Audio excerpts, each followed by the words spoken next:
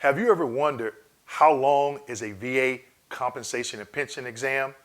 In today's video, I'm going to explain in detail some of those times. So stand by.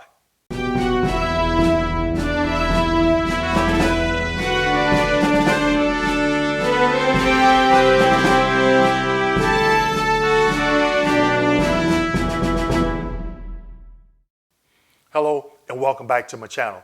My name is Dwayne Kimball, owner and founder of KMD 89 VA Claims Consulting, United States Army veteran, and retired VA rating specialist. Today's video, I'm going to be discussing how long is a VA compensation and pension exams. I cannot tell you how many times veterans call me and they say, hey, Dwayne, had my C&P exam, it was only 5 minutes. The doctor really didn't ask me any questions, and then the exam was over, okay? So what is the time period for a VA C&P exam? Guess what? There's no certain time period. But you, the veteran, can set that time frame, okay? So just in the example that I gave you, somebody called me and said, Dwayne, it was a 5-minute exam. So my questions then was, well, the examiner didn't ask you any questions, or maybe one or two. Did you ask the examiner any questions? No. So you didn't have control over that compensation and pension exam. And that could affect the outcome of for the condition while you're there, okay? So I did a mock video with my counterpart, and we went through a migraine mock C&P exam, and I'll link that video at the end of this video so you can go and check it out, okay? So if an examiner is not asking you questions, you have to think to yourself, before I even go to that exam, I need to be educated.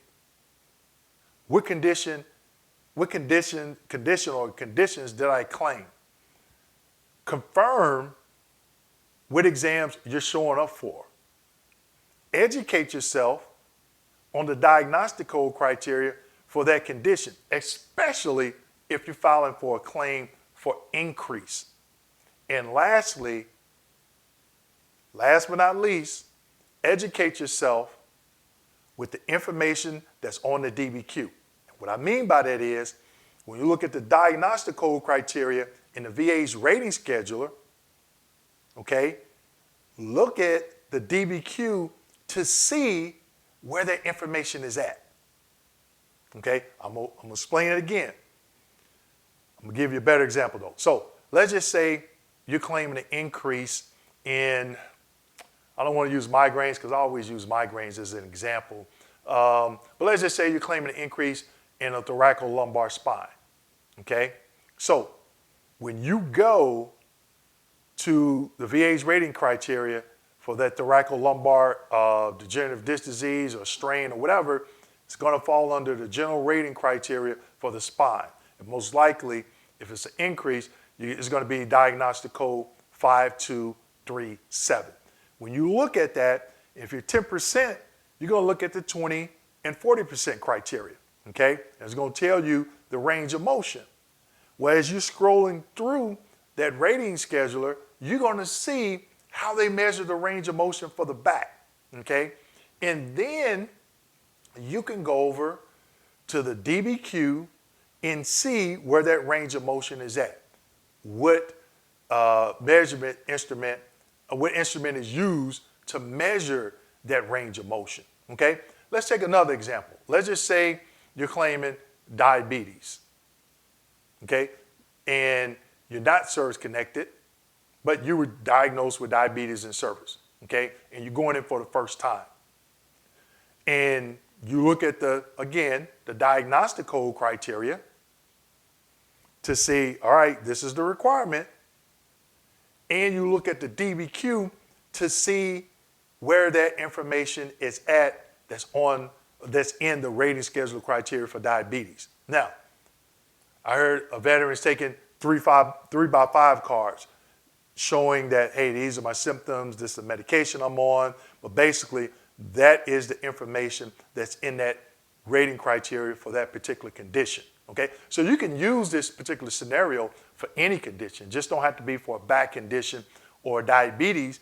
You want to know what is the criteria and where is it found in the DBQ. Now you might say, well, Dwayne, what does this have to do with the time of a C&P exam?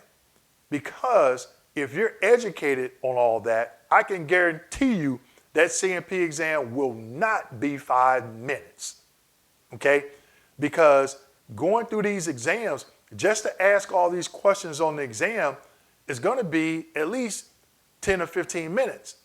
So for migraines, I think it's a 3-page exam to ask all those questions, and for the vet to give a response, you're going to be well over 10 minutes. And if you look at that diagnostic code criteria and the examiner doesn't ask you certain questions on that DBQ that you have in front of you, yes, doc, I noticed that you missed some questions. So can we review those? Okay, so you're taking control of that C&P exam to ensure that they check all the boxes as it pertains to what you're claiming, your symptoms for that condition that you're claiming, and any other additional residuals, okay? So you can control that time. And at the end, if the doctor asks you, do you have any questions? Okay, ask questions. Some questions they can't answer. Well, are you going to service connect me? They can't answer, but they probably won't. Okay, but again, if they don't ask that question, if you have any additional questions, say, hey, doc, I have some questions. I noticed on the DBQ, you didn't ask this question, you didn't ask that question, or this question. Can we review?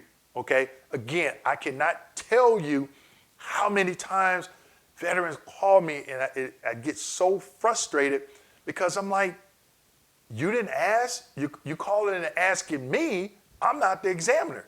You were supposed to ask the examiner these questions. So again, get a copy of the DBQ. Well, first, let me back up. First, find out what you're claiming. You should already know that because in some of my other videos, if you follow me, I always challenge you, keep everything that you send to VA and everything that the VA sends you, okay? So understand what you're claiming. Have a copy of the DBQ for each condition you're claiming. When you get called in to report for that C&P exam, the compensation and pension exam, start asking questions. What am I reporting for? Am I reporting for a mental exam? Am I reporting for a musculoskeletal exam? Am I reporting for endocrine exam? Because guess what? PTSD, anxiety, depression falls under mental.